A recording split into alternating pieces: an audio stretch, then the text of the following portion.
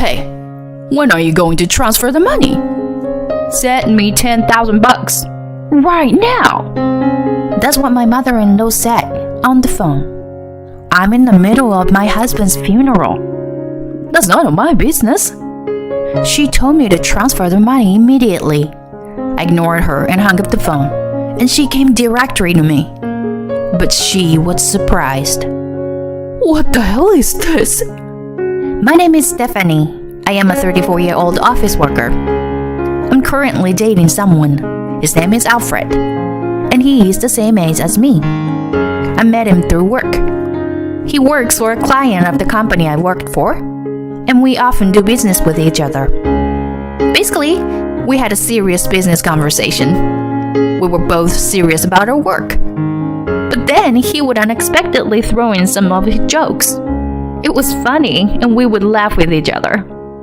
Of course, we were doing our jobs properly, but one of us makes a joke at the right moment, and the atmosphere instantly relaxes, and the deal proceeds in a rather good state. It was a drinking party that brought us close together. There was a time when the companies where my husband and I both work had a large-scale project. Of course, my husband and I participated in the project, as did many other employees. We all worked together to make the project a success, and a big party was held as part of the action. We exchanged personal contact information, and we started to keep in touch with each other, going out for drinks, going out on dates, and so on. We have been dating for about 2 years now, and we are still in love and have fun every day. We're both independent because we both focus on our jobs, and I think we have a good chemistry. Then one day, he proposed to me.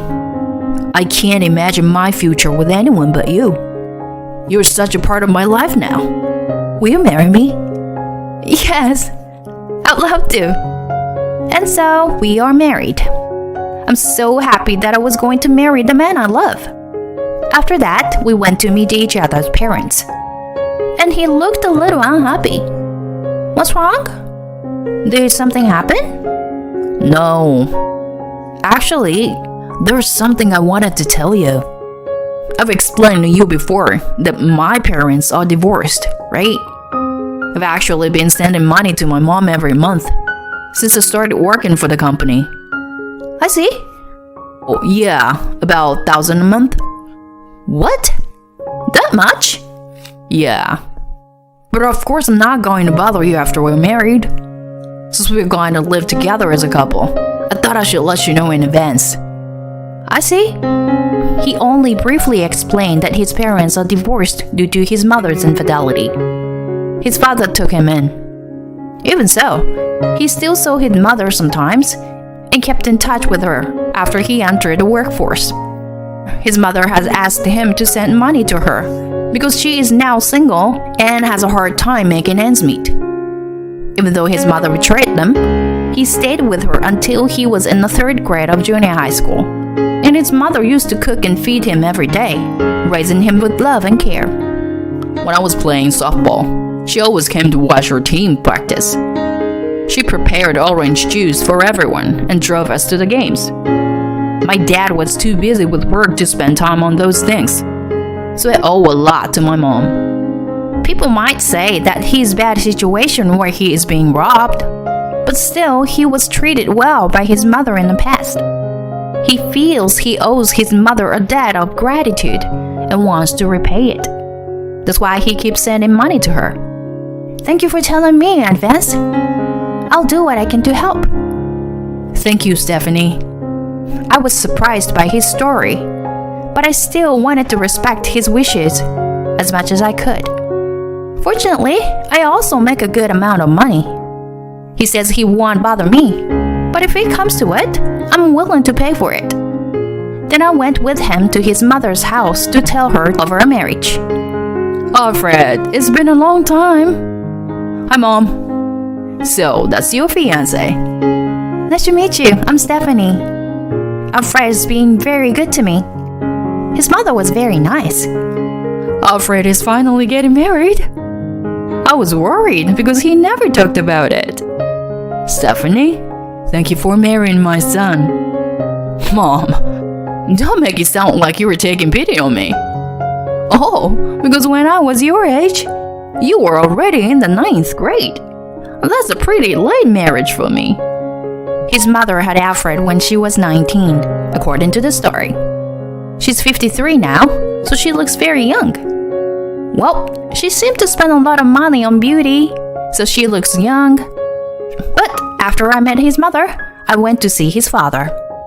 His father was a very serious and sincere man, and I thought that Alfred was like his father. After meeting with each other's parents, we started making preparations for the wedding. However, when I sent the wedding invitation to his mother, it came back circled as absent. Why aren't you gonna be there, Mom? He asked immediately on the phone. Because that man is coming too, right? I can't go. By that man, I mean his father. Well, they're divorced because of her infidelity. So it's natural that he is difficult to meet. I thought it was a little suspicious because she refused to attend the meeting for both of our families. In the end, no matter how much he tried to convince her, his mother didn't want to come to the wedding. Then he and I got married. It was a very happy and joyful wedding with many people celebrating. His mother did not come to the wedding in the end, but we received a congratulatory message. Then Alfred and I started living together.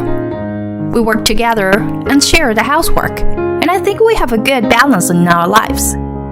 He was raised by his father since high school, so he himself was often in charge of cooking. So he can cook well and has a lot of dishes he can make. His cooking is very good, and I think he can cook some dishes better than me. And we had a good time on holidays, going on a trip or drive. My husband continued to send money to my mother-in-law even after our marriage. Basically, the monthly remittance was about $1,000. But apparently, my mother-in-law had recently injured her back and became unable to work. Therefore, my husband received a call from her asking him to increase the amount of money he sends home. He was worried about my mother-in-law, so he decided to increase the remittance. Therefore, he increased it from $1,000 to $1,500 a month. My husband works for a large company, and he has a high income. However, it must be quite difficult for him to send $1,500 a month to his mother. I decided to pay more for our living expenses. I worked hard, and my income was high, so it was no problem for me. But my mother-in-law got carried away and asked him to send more money. It's a very hard life. I'm not working right now. You know that, right? I have to go to the hospital too. Maybe so, but I can't afford to send more money either. Are you saying you're abandoning your mother? no, that's not what I'm... Then send more money to me for my sake. My mother-in-law begged my husband repeatedly, and he ended up increasing her allowance to $2,000. It was okay to send her money up until then, but now I think she's asking too much. Well, he still owes his mother for raising him, and she said she had no one else to rely on, so my husband couldn't give up on my mother-in-law, although he was worried about it. So my husband worked hard at his job and got a promotion as a result. This has helped to raise her salary, and for the time being, life has not been so difficult. However, I thought that we would be able to afford it if we could reduce the amount of money we send home. So my husband and I went to my mother-in-law's house to ask her to reduce her allowance. Oh, Alfred and Stephanie, what's up? My mother-in-law greeted us with a smile. But when we went to talk to her about reducing her allowance, she immediately became grumpy. What? Why? Well, it turns out that $2,000 is a little too much, so... You don't care what happens to your mother? I knew you would take his side. I'm not taking his side or anything, you know. Then why don't you help me? We have our own life. We might have a baby. We want to save as much money we can for when that happens. Instead of something that you're unsure of, Shouldn't you be helping people in need now instead? I'm in financial trouble. That's how my mother-in-law insisted. You said you have back pain. I think you can do at least some desk job. I already told you I can't work. So help me. That's how angry my mother-in-law is. My husband and I were both exhausted by the situation. Is there any way out of this? I decided to go to the bathroom for a change. It was then that I noticed that the door to the room next to the bathroom was slightly ajar. I glanced in, and there was something that surprised me. What is that? I glanced toward it. At least she didn't notice. I quietly went into the room and took pictures of what was inside. Then, I went to the bathroom and came back to the living room, pretending that nothing happened. In the end, our attempt to reduce her allowance failed because my mother-in-law did not approve of it. After we returned home, I showed the picture to my husband. Could this be my mom's room? Actually, it was just open when I went to the bathroom, and I took photos of some things from there. Would you look at this one? And this one. What? Aren't these all brand name stuff? That's right. And they're all new releases. So you're saying my mom buys a lot of brand name stuff? I guess so. My husband was red-faced and angry. I was sending money to mom because she was having a hard time making ends meet. I guess that means she's spending all this money I was sending her. I can't forgive her. I won't send money to her anymore. It's only natural that he would say that. My husband was sending money to my mother-in-law to protect her livelihood, not to allow her to live extravagantly. I agreed with him. Soon after that, he stopped sending money to her. Then, as expected, my husband received 2 phone calls from my mother-in-law. Hey, I haven't received this month's payment yet. What's going on? Mom, I won't send money anymore. What? What are you doing? I'm saying I can't do it anymore. If you don't like it, stop being extravagant and sell your brand name goods. My husband said and hung up. Then my mother-in-law came to our house.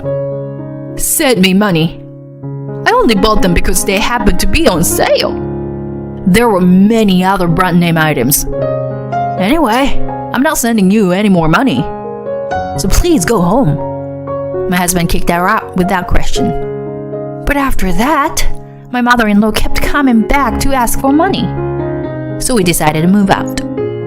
I can't trust her anymore. I didn't think she was that bad. She was so persistent that we hired a detective agency to investigate her. Then we found out a surprising fact. My husband was completely fed up with my mother-in-law. So we moved out of the house so that my mother-in-law would not assault us. Soon after that, my mother-in-law called me. My husband had already blocked her calls, so now she was coming to me. Then my husband and I came up with an idea.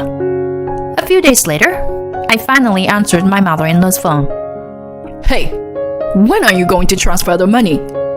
Do you know how many months it's been? 5 months. 5 months. How can you expect us to send you $2,000 a month for 5 months? Send me $10,000 quickly. I then told my mother-in-law. I'm in the middle of my husband's funeral. What? Funeral? Yes. My husband just recently passed away. Then my mother-in-law said something surprising. That's none of my business. What? Just transfer the money. Are you really saying that? Is money more important than your son's funeral? Of course. Money is more important. Even though you had an affair, he felt indebted to you for raising him, so he sent money to you even after he entered the workforce. He also told me about the time when he played softball. He said that you always drove the car and supported his team at practices and games. When I explained this, my mother-in-law snickered. He had it all wrong. I wasn't doing it for him. It was because the coach of the softball team at the time was a good-looking guy his age. He didn't know it, but the coach and I were having an affair. Oh no. I thought my mother-in-law was an arsehole. I don't care what you do, but can you please transfer the money to me as soon as possible? He was well paid and I'm sure he has a lot of money in his inheritance. Enough. We're in the middle of the funeral at a place called Madison Funeral Home. I will wire you the money. What? You don't have the authority to decide that. Just transfer the money. I ignored her and hung up. Then my mother-in-law came directly to me. Hey, I'm here because you didn't transfer the money. My mother-in-law came to me with a loud voice, and she was surprised with her eyes wide open. What? What does this mean? So you came. What? Afraid? And my mother-in-law looked around at the people there with a pale face. There were several people there, all of whom had been tricked by my mother-in-law into giving her money. I asked the detective agency to investigate, and they found out about that. Just recently, they had lost contact with my mother-in-law. And so, there was no way to get her to return the money. So my husband and I came up with a plan to call my mother-in-law here. I expected her to come to the funeral, but I didn't expect her to talk like that. As a result, my mother-in-law came, but the damage to my husband must have been immeasurable. However, my husband seemed to be rather relieved. I now understand that I was not important to my mother. So I'm going to stop caring about her too. I want you to give back the money you owe these people. And the money you took from us. That's impossible. Okay? Then we'll have to go to the police. The police? Yes, because what you're doing is stealing. Now you're moving in with some young guy and paying for him. That's what we found out. We can talk to that guy if you want. Don't bother Edward. I feel sorry for you. You can either go to the police or you can give the money back. Just make a choice. My mother-in-law slumped down on the floor, her face pale. She finally gave up and chose to return the money. We all went to my mother-in-law's house to prevent her from running away and retrieved all the brand name goods. We immediately sold them and turned them into money. My mother-in-law first used the money to pay back the people to whom she owed money. But it was still not enough to cover the money that my husband had been sending her, so he contacted a certain person. It was my mother-in-law's brother. Her brother runs the family's auto body shop. We explained the situation to him and asked him to put my mother-in-law to work. He had always been very fond of my husband, and he always did whatever my husband asked. And this time, my mother-in-law had done something terrible. So he said that he is responsible for punishing his sister and forced her to come out and help him with the family business. My mother-in-law tried to escape many times and moved into her young boyfriend's house. When my husband and my mother-in-law's brother went to talk to the guy named Edward, he immediately threw my mother-in-law's belongings out of the house, saying that he didn't want such a troublesome old woman. To me, she was just like a matron who gave me money. My mother-in-law was shocked to hear that from the guy to whom she had paid a lot of money. So my mother-in-law's brother took her out and put her to work to make sure she couldn't run away from home. In exchange of giving my mother-in-law food and shelter, she made sure that all the money she earned went to my husband. Things are going well for now, but my husband and I will continue to keep a close eye on my mother-in-law because she might do something wrong in the future. I will continue to be close to my husband and spend happy days as a married couple.